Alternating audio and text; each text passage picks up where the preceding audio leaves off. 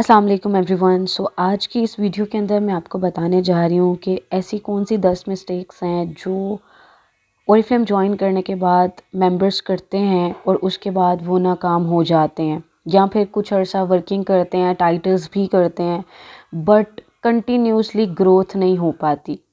ठीक है, और टाइटल्स भी डाउन हो जाते हैं। सबसे पहली जो पॉइंट आता है नेगेटिव माइंडसेट। जब भी कोई न्यू ज्वाइनर जब ज्वाइन करता है और नेगेटिविटी उसके माइंड में अगर होती है, तो नेगेटिविटी से जब उसका स्टार्ट होता है तो ऑब्वियसली उसको सारी चीज़ें नेगेटिव नज़र आती है। जैसे कि एक न्यू ज्वाइनर है, अगर वो नेगेटिव है तो वो यही सोचता रहता है सेल्स कैसे होंगी, ये कैसे होगा, वो कैसे होगा, फ़लाँ कैसे होगा, ये कैसे होगा।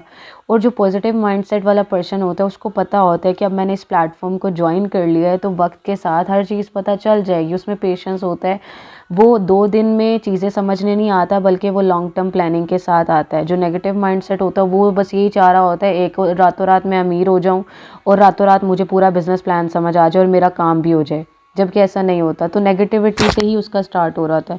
नंबर 2 मिस्टेक जो होती है वो होती है दूसरे अनसक्सेसफुल लोगों को सुनना।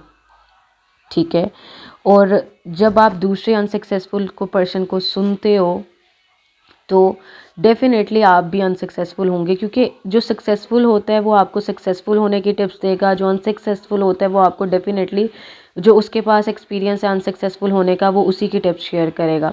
जैसे कि अक्सर कहा जाता है अगर आप 5 नमाजियों में बैठेंगे तो छठे नमाजी आप होंगे, क्योंकि आपको उनकी सोहबत का असर होगा, उनकी बातों का। वो दीनी बातें करेंगे, वो नमाज कायम करेंगे। लेकिन जैसे ही आप एक अनसक्सेसफुल को सुनना स्टार्ट करेंगे तो डेफिनेटली आप भी अनसक्सेसफुल बनेंगे, क्योंकि उसके जैसी आदत, उसके जैसी सोच आपके अंदर डेवलप होने शुरू हो जाती है। तो कहते हैं ना, जिस सोहबत में आप बैठते हैं फिर उसी सोहबत जैसे आप भी बन जाते हैं। तो अच्छी सोहबत अपनाओ। इसीलिए कहा जाता है कि सक्सेसफुल लोगों को सुने कि वो कैसे स्ट्रगल करके आगे गए हैं, अनसक्सेसफुल को ना सुने। ठीक है। थर्ड पॉइंट आता है कि लोग ज्वाइन करने के बाद सोचते बहुत ज़्यादा हैं लेकिन इम्प्लीमेंटेशंस बहुत कम करते हैं। ट्रेनिंग्स भी उनको दी जाती हैं, आइडियाज़ भी उन्हें दिए जाते हैं, बट वो उसकी इम्प्लीमेंटेशन नहीं करते। जब तक वो अमल नहीं करेंगे तो रिजल्ट्स नहीं आएंगे। तो लोग सोचते बहुत ज़्यादा हैं, काम असल में बिल्कुल भी नहीं करते हैं। ठीक है, जिस वजह से उनको नाकामी होती है और वो ऐसे ही सोच सोच के ट्रेनिंग्स लेकर बाद में चले जाते हैं। नंबर 4 पे पॉइंट आता है प्रॉपर टाइम नहीं देना। बहुत सारे ऐसे मेंबर्स हैं जो ज्वाइन तो कर लेते हैं और ज्वाइनिंग से पहले हमें कमिटमेंट भी करते हैं, हम पर डे 2 से 3 आवर्स देंगे, हमारे पास बहुत टाइम है। लेकिन जैसे ही ज्वाइन करते हैं तो एकदम से उनको पता नहीं क्या हो जाता है और आफ्टर ज्वाइनिंग वो गायब से रहते हैं और उन्हें मैसेज करो तो रिप्लाई नहीं करते। ये बातें हम सोशल मीडिया पे आकर कहते नहीं हैं, तो इसका हरगिज़ मतलब नहीं कि ओरिफ्लेम या प्लेटफॉर्म्स बुरे हैं। हम लोग नेगेटिविटी वाली बातें इतनी ज़्यादा करते नहीं हैं। ठीक है, ये इन्हीं वीडियोस के थ्रू हम आपको समझा सकते हैं कि अगर आप भी नाकाम होना चाहते हैं फिर आप भी ये गलती कर रहे होंगे कि आप टाइम नहीं प्रॉपर देते। और बहुत सारे लोग टाइम नहीं भी देते तो इसके बाद भी एक्सपेक्ट करते हैं कि हमें कामयाबी मिल जाए। अब इसमें ओरिफ्लेम या प्लेटफॉर्म्स का तो कसूर नहीं, ये तो आपकी अपनी सोच का कसूर है कि टाइम नहीं भी दे रहे और डिमांड भी कर रहे हैं कि हमें इस प्लेटफॉर्म में सक्सेस मिल जाए। जो बंदा टाइम नहीं दे रहा इट मीन्स वो ट्रेनिंग नहीं ले रहा, जो ट्रेनिंग नहीं ले रहा वो सिस्टम नहीं समझ रहा, जो सिस्टम नहीं समझ रहा वो काम नहीं करेगा। It's very simple. जिस काम को आप टाइम दोगे वही रिजल्ट देगा। Time is money. नंबर 5 पे आता है लेम एक्सक्यूजेस। मेरे पेपर्स हैं, मेरे घर में टेंशन्स हैं, मेरे घर में ये प्रॉब्लम है, आज शादी है, आज मैंने कहीं जाना है, आज ये प्रॉब्लम्स हैं।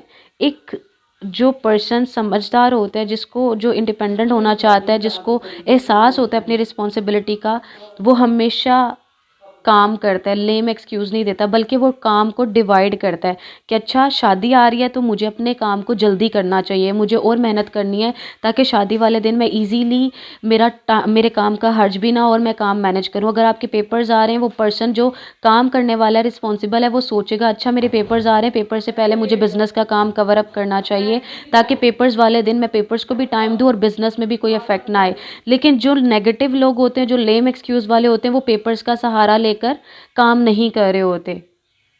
एक सच्चा एंटरप्रेन्योर, एक मेहनत करने वाला इंसान कभी भी अपने बिजनेस पे किसी किस्म की आंच नहीं आने देता।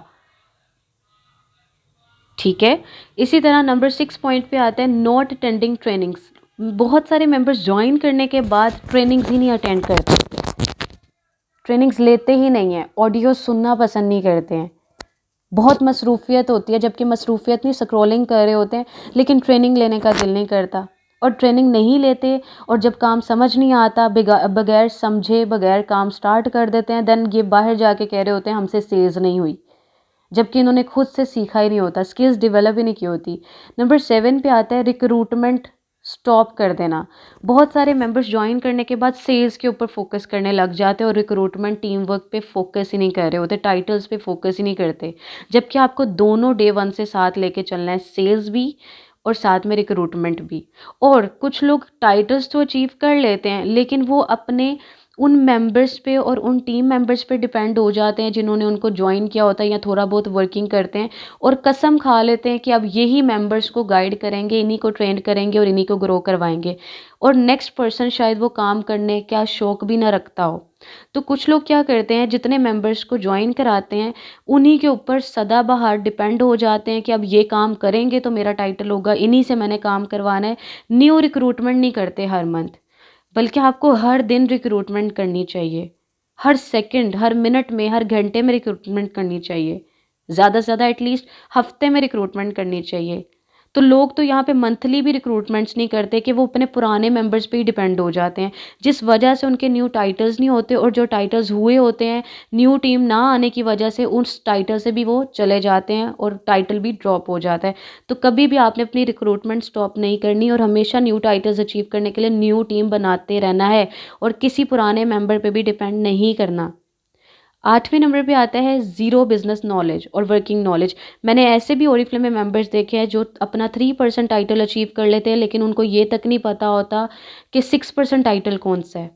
3% टाइटल करके भी ये नहीं पता 6% टाइटल कौन सा है, सीनियर मैनेजर क्या है, मेरी इनकम कितनी होगी 3% के बाद। वो टाइटल जो उनके माइंड में एक बैठा होता है मुझे 3% करना है, लेकिन ये तक नहीं पता उसके अगेंस्ट मिलना क्या है। टाइटल करना ही सिर्फ नहीं है, आपको पता होना चाहिए आप टाइटल अचीव क्यों कर रहे हो, उसके बेनिफिट्स क्या हैं। तो लोग मुझे सम टाइम आके टाइटल भी कर देते हैं, लेकिन उनको इनकम का पता ही नहीं होता। इट मीन्स कि उन्होंने डे वन से सही से काम स्टार्ट नहीं किया होता, और बस जैसे जैसे चल रहे हैं चलते गए, और बाद में आके पूछते हैं इनकम क्या है, 3% पे मिलेगा क्या, 6% क्या होता है जब उन्हें बताया जाता है। तो दिस इज़ हाउ, आपके पास जब फुल नॉलेज नहीं होता बिजनेस का, आप एक दो बार तो टाइटल्स कर लेते हो, लेकिन ज़्यादा लॉन्ग टर्म के लिए आगे नहीं जा पाते। अगर तो वक्त के साथ समझ लोगे चीज़ें तो definitely business knowledge, knowledge is power, knowledge है तो सब कुछ हो जाएगा। 9th पे आता है स्मॉल सर्कल में ही काम करते रहते हैं, जितने फैमिली फ्रेंड्स हैं उन्हीं के इर्द गिर्द घूमते रहते हैं, कंफर्ट जोन से बाहर ही नहीं निकलते। जब मेंबर्स कंफर्ट जोन में रहते हैं और अपना कॉन्टेक्ट इंक्रीज़ नहीं करते हैं, जिसकी स्ट्रैटेजीज़ और जिसकी टेक्निक्स बताई जाती हैं ट्रेनिंग के दौरान कि कैसे सर्कल इंक्रीज़ करना है, कैसे ज़्यादा से ज़्यादा लोगों तक इनकम अपॉर्चुनिटी पहुंचानी है, कैसे ज़्यादा कस्टमर्स ले सकते हैं, जब ट्रेनिंग ही नहीं ली होती तो कैसे पता चलेगा सर्कल इंक्रीज़ कैसे करना। और फिर उसी 2-4 फैमिली मेम्बर्स के इर्द गिर्द घूमते रहते हैं और फिर बाद में एंड बिजनेस छोड़ने की रीज़न ये दे देते हैं कि मेरा तो सोशल सर्कल ही नहीं था। सोशल सर्कल किसी का नहीं होता, इसकी टेक्निक्स होती हैं, और आपको अगर टेक्निक्स नहीं पता इट मीन्स आप ट्रेनिंग्स अटेंड नहीं कर रहे, क्योंकि हर लीडर ये टेक्निक्स बताता है कैसे आप अपना सर्कल करते हैं और ज़्यादा सारे लोगों तक राब्ता करते हैं। 10th आता है आप अपनी स्किल्स को पॉलिश नहीं करते। देखिए किसी भी फील्ड में कामयाब होना है ना, चाहे वो इंजीनियरिंग या डॉक्टर है, स्किल्स चाहिए, और इस फील्ड को ज्वाइन करने वक्त कोई स्किल्स नहीं चाहिए होती, लेकिन आफ्टर ज्वाइनिंग ट्रेनिंग्स के थ्रू, एक्टिविटीज़ के थ्रू स्किल्स पॉलिश करवाई जाती हैं, डेवलप करवाई जाती हैं। अब आपकी स्किल्स अगर डेवलप नहीं हो रही तो इट मीन्स आप कामयाब नहीं हो सकते। आज जाएं और जाके नोट करें आपने अभी तक ओरिफ्लेम में ज्वाइन करने के बाद कौन सी स्किल्स डेवलप की हैं। मार्केटिंग स्किल्स आती हैं, एडवर्टाइजिंग स्किल्स आती हैं, कंटेंट बनाने की स्किल्स आती हैं, स्पीकिंग स्किल्स आती हैं, किसी स्किल्स को आपने सही से डेवलप किया और ट्रेनिंग्स के थ्रू। सो स्किल्स के थ्रू आप बहुत सी फील्ड में राज कर सकते हैं, चाहे वो जितनी मर्जी क्यों ना हो। एक हर इंसान के पास कुछ ना कुछ स्किल्स होती हैं, जैसे कि डॉक्टर है उसके पास डॉक्टरी की स्किल्स हैं, टीचर के पास टीचिंग की स्किल्स हैं। इसी तरह जब आप ओरिफ्लेम में आते हैं आपको ओरिफ्लेम की वर्किंग की स्किल्स लेनी होती है ताकि आप इजीली सेल्स एंड रिक्रूटमेंट करो, जिसका सोल्यूशन ट्रेनिंग में है। और स्किल्स डेवलपमेंट से आप हर तरह से टाइटल्स कर सकते हो। सो लोग स्किल्स डेवलप ही नहीं कर रहे होते अपनी।